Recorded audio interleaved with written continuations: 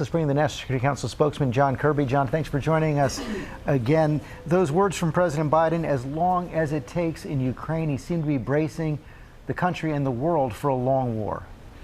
Well, it could be, George. We just don't know. The Ukrainians are, as you know, conducting a counteroffensive right now, all the way from the Donbass area down towards Zaporizhia to the south, and they're making halting progress. Not as fast, not as far as they'd like to go, but we're going to do everything we can to give them the tools and capabilities to succeed. But yes, it could be weeks, it could be months of hard fighting here as they try to claim back the rest of their country. So have the Russians recovered from that apparent mutiny a few weeks back?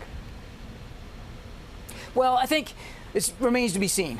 We don't exactly know what transpired every minute of that event, and we don't really know what kind of impact it's going to have on the war in Ukraine. I would tell you right now, George, as we speak, there hasn't really been that much of an effect on the fighting in Ukraine. Again, the Russians are dug in. The Ukrainians are trying to claw back territory. We're still trying to help them win. On this hack revealed by Microsoft, we now know they targeted the U.S. government, they targeted the Commerce Department, they targeted the State Department.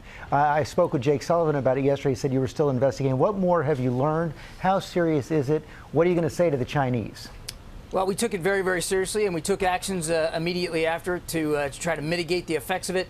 We're obviously taking a fresh look at our systems and our cloud computing capabilities to make sure we can be more resilient in the future. It is still under investigation by the FBI, and I'm afraid I don't have any more information for it now for you today. But again, we're working real hard to make sure our systems are as resilient as possible. But what does it say to you that this was happening just as Secretary of State Blinken was heading to Beijing? Well, you mean Secretary Yellen, I think.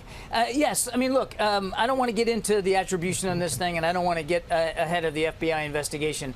I would just say a couple of things. First of all, our networks are attacked every single day by cyber actors, state and non-state actors all around the world.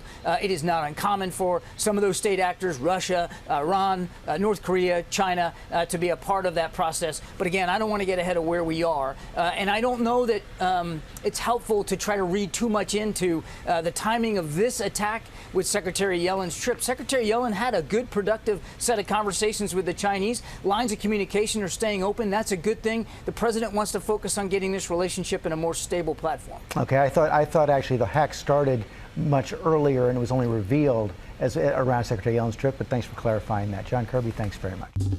Well, hey there, GMA fans. Robin Roberts here. Thanks for checking out our YouTube channel. Lots of great stuff here. So go on, click the subscribe button right over here to get more of awesome videos and content from GMA every day, anytime. We thank you for watching, and we'll see you in the morning on GMA.